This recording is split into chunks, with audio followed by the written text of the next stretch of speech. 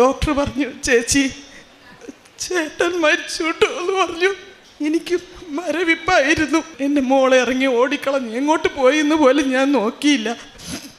അവിടെ നിന്ന് ഞാൻ കരഞ്ഞു. ഞാൻ അമ്മയോട് ചോദിച്ചു, അമ്മ ഞാൻ തിരിച്ചു തരണമെന്ന് പറഞ്ഞിട്ട് അമ്മ തിരിച്ചെടുക്കുകയാണെങ്കിൽ അമ്മയുടെ ഇഷ്ടം നിറവേറട്ടെ എന്ന് പറഞ്ഞു.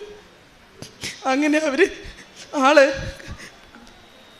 കോട്ടൻ മുക്കി തുടച്ച് കാലിൻ്റെ വിരലുകൾ കൂട്ടിക്കെട്ടുന്ന സമയത്ത് ഒരു ഞെട്ടൽ പോലെ വന്ന് കിട്ടിയ ജീവനാണ് എൻ്റെ ഭർത്താവിൻ്റെ ജീവിതം.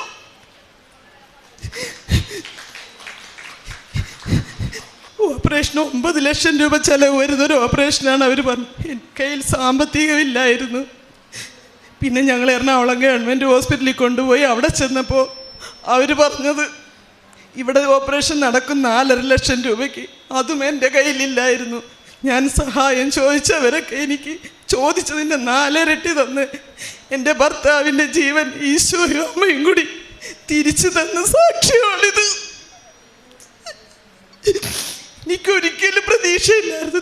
ഡോക്ടർ പറഞ്ഞത് ഈ മരുന്ന് നിർത്തുമ്പോൾ ആളുടെ ഓപ്പറേഷൻ സക്സസ് ആവില്ല എന്ന്. അവിടെയും ഡോക്ടർ എന്നോട് പറഞ്ഞത് സക്സസ് ആവില്ല എന്ന് പറഞ്ഞത് ആണുങ്ങളെ വേണം. എനിക്ക് ആരും ഇല്ലായിരുന്നു ആണുങ്ങളായിട്ട് കൂടെ നിർത്താനായിട്ട്. ബോഡി പാക്ക് ചെയ്യാനാണ് അവർ പറയുന്നത്.